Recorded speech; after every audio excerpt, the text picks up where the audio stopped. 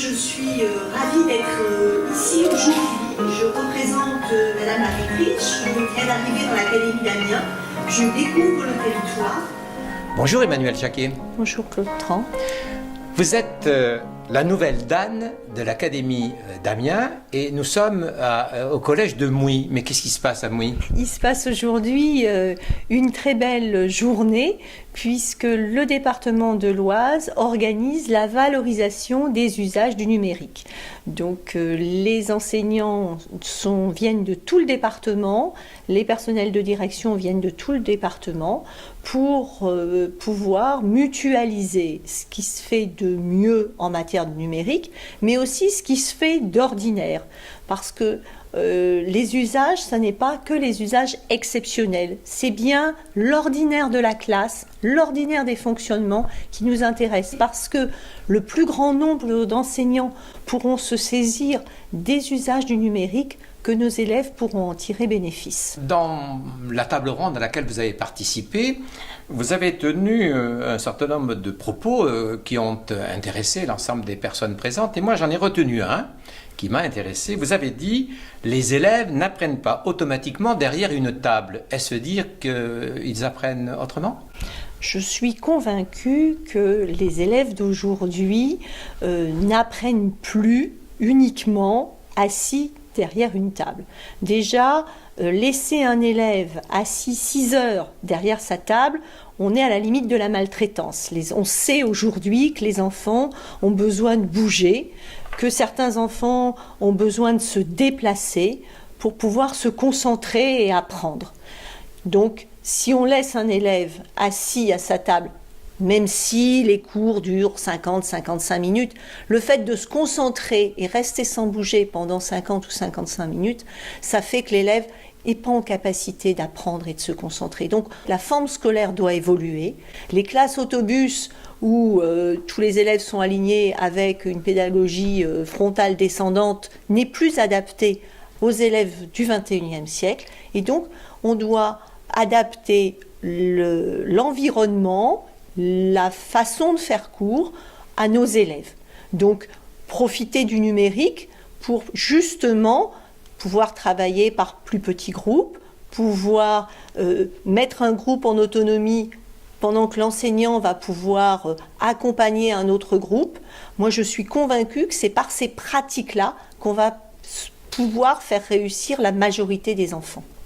Mais alors, la posture de l'enseignant va changer. Si vous dites la classe autobus va disparaître ou on n'utilisera pas que la classe autobus, ça signifie que l'organisation spatiale va évoluer et cette organisation spatiale, elle va automatiquement mettre l'enseignant dans une nouvelle posture. Oui, alors effectivement, l'enseignant n'est plus tout puissant comme il le fut peut-être par le passé. Beaucoup d'enseignants rencontrent des problèmes de discipline et c'est un sujet qui aujourd'hui est très sensible. Et je ne suis pas là à dire que faire la classe aujourd'hui est facile, que l'organisation de la salle de classe va résoudre tous les problèmes. Néanmoins, certaines organisations peuvent peut-être permettre d'accompagner des élèves plus facilement que d'autres organisations. Et je pense qu'il faut aussi faire confiance à nos élèves pour, par moment, trouver, bien sûr pas tout seul, mais en concertation avec les personnels de direction, les enseignants, les meilleures formes pour apprendre, pour travailler.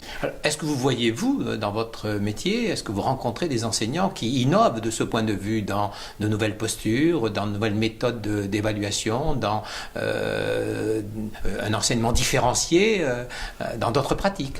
Alors, on a un certain nombre d'enseignants qui sont, je dirais, porteurs de nouvelles pratiques. Alors, on parle beaucoup de classe inversée aujourd'hui.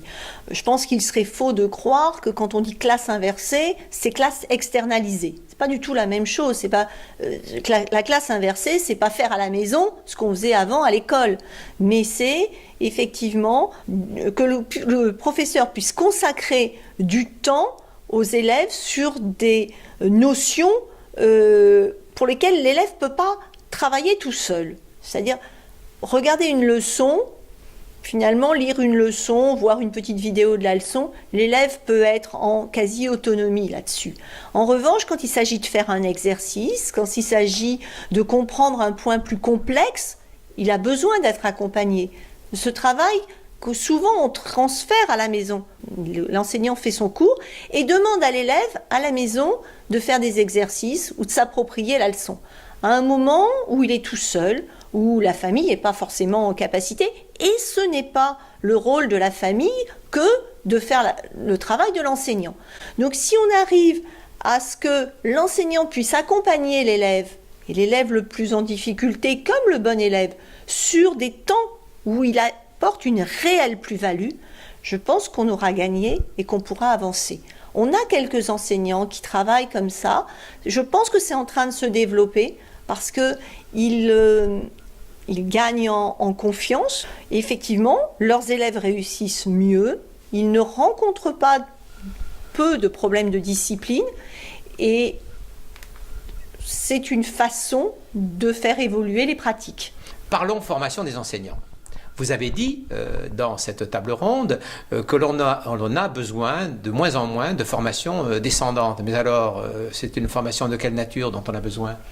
Alors, au même titre que les élèves n'apprennent pas forcément en classe autobus, comme on vient de le dire, eh bien, les enseignants n'ont pas forcément besoin d'avoir la bonne parole qui descend. Parce que cette bonne parole, ça voudrait dire qu'elle est uniforme, qu'elle est la même sur l'ensemble du territoire et l'ensemble des territoires. On sait aujourd'hui que d'un territoire à l'autre, on va avoir des publics différents avec des besoins différents.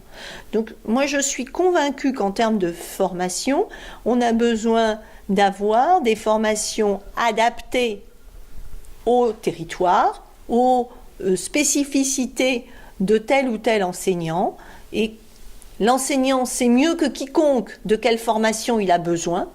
Alors, il va être accompagné par les IPR, les inspecteurs, pour, à un moment donné, mettre des mots sur de quelle formation est-ce que j'ai besoin. Comment est-ce que je vais pouvoir aller plus loin dans mes pratiques pédagogiques. Mais c'est bien, je dirais, un accompagnement, une co-construction du besoin de formation. Et en fonction de ce besoin de formation, eh bien, l'enseignant va pouvoir aller se former. Alors, soit avec des parcours hybrides de type magistère, mais dans ces parcours qui dit hybride, dit certes une partie de formation entre guillemets descendante, mais ensuite des allers-retours sur j'essaye des choses en classe, éventuellement je vais voir chez mes collègues comment ça fonctionne, et puis je reviens vers le formateur, je retourne vers mes collègues une fois que j'ai mis en place en classe pour analyser ce qui se passe, comment ça fonctionne. Et je pense réellement que des situations d'apprenance au sein d'un établissement, d'un conseil pédagogique vont pouvoir permettre aux enseignants de développer beaucoup plus leurs pratiques que par une formation descendante qui finalement ne les concerne pas toujours. Cédric Villani, dans un rapport au ministre de l'Éducation nationale sur l'enseignement des mathématiques, propose même, enseignants, ouvrez les portes de vos salles de classe pour partager. Quand on est dans l'entreprise, quand on est dans la recherche, on n'est jamais tout seul. On travaille avec les autres. C'est vrai qu'à l'Éducation nationale, on a souvent tendance à travailler un petit peu en vase clos, tout seul. On ne peut plus travailler tout seul. On a besoin de travailler avec les autres, avec surtout s'appuyer sur les résultats de la recherche. Monsieur Dehaene dit que les enseignants connaissent mieux comment fonctionne leur voiture que comment fonctionne le cerveau de leurs élèves. Si on regarde au début du XXe siècle, un certain nombre de grands noms de la pédagogie nous ont donné l'exemple. Oui, il n'y avait pourtant pas de numérique au début du XXe siècle, mais on avait des pédagogies actives qui permettaient aussi à l'élève de construire son savoir, de développer des compétences et des connaissances presque tout seul, l'enseignant n'étant là qu'avec un rôle de catalyseur. On les a un petit peu oubliées, ces pédagogies. Je pense que le numérique nous permet de les remettre au goût du jour, de se les réapproprier. Et on a bien vu l'impact sur des élèves dans des classes uniques où finalement l'enseignant ne pouvait pas accorder autant de temps à chaque élève et où chacun apprenait à son rythme. Je pense qu'aujourd'hui, il faut qu'on s'en inspire. Alors, il serait hors de question de refaire la classe comme on faisait la classe au début du XXe siècle. Néanmoins, on a peut-être tiré trop vite le rideau sur ce type de pratique et on aurait intérêt à aller re-questionner. Le travail entre pairs permet bien souvent de sécuriser à la fois l'enfant et l'enseignant, parce qu'un enseignant, quand il travaille avec son collègue, il est peut-être plus en confiance que quand il travaille avec un supérieur hiérarchique.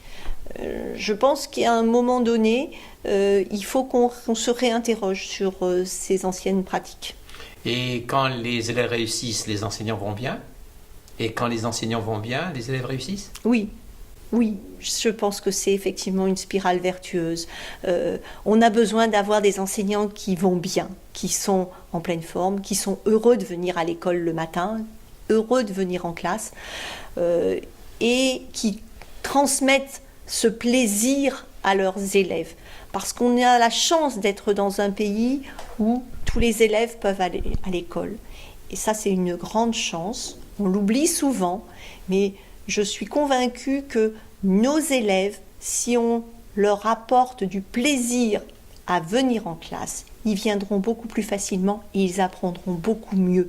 On sait, la recherche nous l'a dit, on apprend quand on va bien. La notion de bien-être est très importante pour les apprentissages. Au même titre que l'environnement est très important, eh bien, la notion de plaisir va faire que si l'enseignant a envie de faire passer un certain nombre de choses, il va arriver à faire que ses élèves vont se surpasser. Merci beaucoup, Emmanuelle Jacquet. Merci à vous.